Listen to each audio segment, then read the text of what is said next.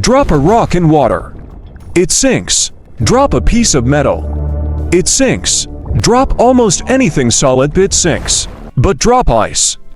It floats. And that one weird exception saved all life on Earth. Here's what's actually happening. Most substances, when they freeze, are their molecules packed tighter together, closer, denser. So the solid sinks below the liquid. Makes sense, right? Water doesn't do that. When water freezes, its molecules form this beautiful hexagonal crystal structure, like a lattice, like a tiny honeycomb. And that structure takes up more space than liquid water. So ice is actually less dense than the water beneath it. Less dense means it rises. It floats. Think of it like this: imagine packing a suitcase.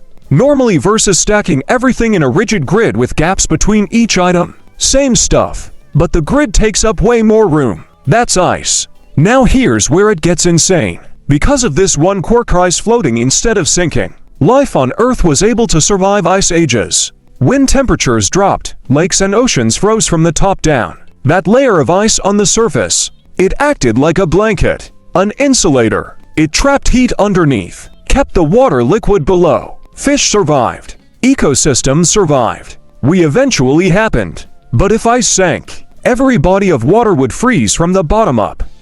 Solid.